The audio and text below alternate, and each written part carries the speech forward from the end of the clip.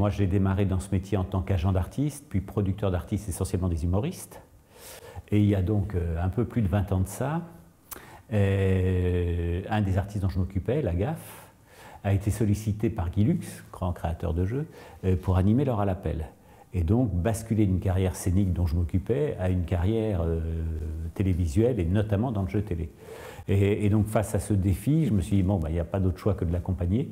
Et donc je me suis mis en quête d'un jeu télé à proposer à TF1. C'est là où j'ai créé Drôle de jeu, qui était donc un jeu en prime time, qui était une mécanique consistant à mettre en concurrence des célébrités sur leur connaissance du répertoire des histoires drôles. Le tout, c'est de partir d'une idée voilà, qu'on estime être originale, qui ne l'est pas toujours d'ailleurs. Des fois, on se rend compte que ça a déjà été fait et que l'idée n'est pas originale du tout. Mais en tout cas, de partir sur une idée qu'on pense être originale. Et puis après, c'est vraiment un travail laborieux finalement. Hein. C'est un travail d'élaboration de mécanique. Donc il faut imaginer minute par minute l'émission. Et on fait en général pas mal de petites répètes en interne au bureau où on se joue l'émission de A à Z. Donc je peux vous dire que là, sur Chérissez-moi le chef, ça a pas mal cuisiné dans les bureaux. C'était assez amusant d'ailleurs. Chérissez-moi le chef, c'est né en fait d'une rencontre que j'ai eue avec un auteur turc qui s'appelle Rüyan Durali, qui a notamment créé le jeu de Joker que j'ai produit pour France 2 et qui a créé Les Reines du Shopping, et qui avait un format dans son catalogue qui s'appelait Blind Test, un jeu de mots, test T-A-S-T-E, et qui consistait à mettre en compétition des individus et ensuite à leur faire goûter à l'aveugle leur propre réalisation. Alors, pour la génoise, ça manque un peu de cuisson. Elle est un peu plus molle. Mais tu es sérieuse? Mais on était plus dans la veine de ce qui s'est fait jusqu'à maintenant dans les jeux culinaires, qui sont beaucoup des talent shows, des gens qui sont très férus de cuisine, très calés, et qui vous proposent des recettes très élaborées que chez vous, vous n'arrivez jamais à refaire. Donc c'est joli à voir, c'est spectaculaire, mais c'est pas très utile pour le téléspectateur. Et donc, partant de ce jeu, je lui ai dit, écoute, le blind test, moi je trouve ça super, la dégustation à l'aveugle, c'est super.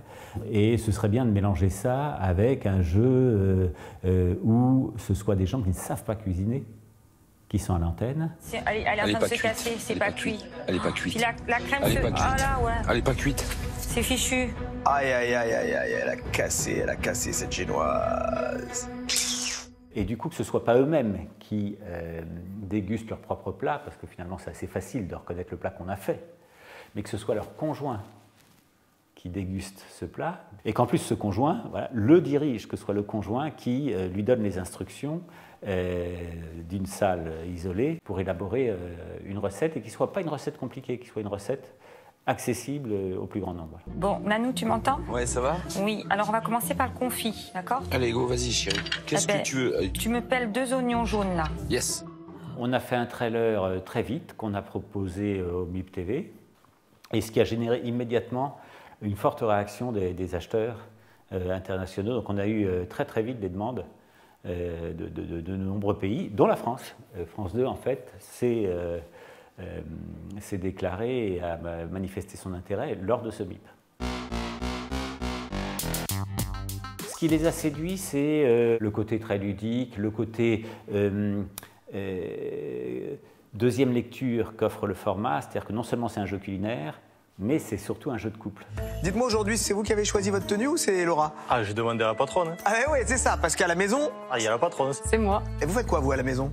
Je sors le chien. C'est un jeu psychologique parce qu'il n'y a rien de tel pour révéler la relation d'un couple que de les mettre sous pression avec un chrono et de donner l'autorité à un des membres du couple.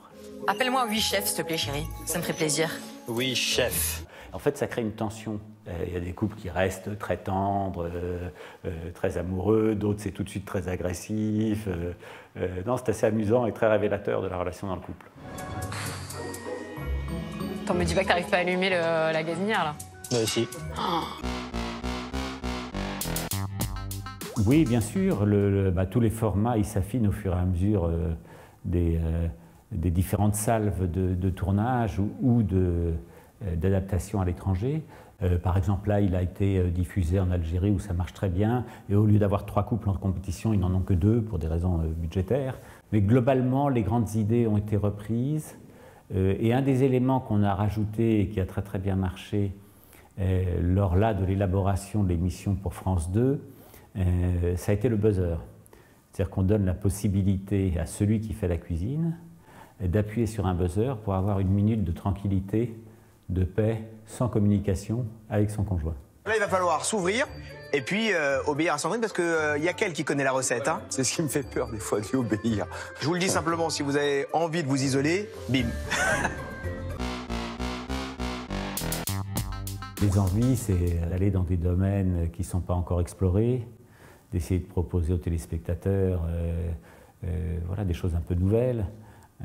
Si possible, de sortir du plateau traditionnel, animateur, et d'aller plus dans le réel. Et avec en plus aujourd'hui les nouvelles plateformes de diffusion qui offrent des possibilités de jeu un peu différentes, notamment voilà, les Netflix, Facebook et autres, qui viennent maintenant, qui réfléchissent en tout cas au programme de flux et au jeu, mais sur des formats voilà, qui sont vraiment différents, avec des possibilités en plus d'interaction très différentes.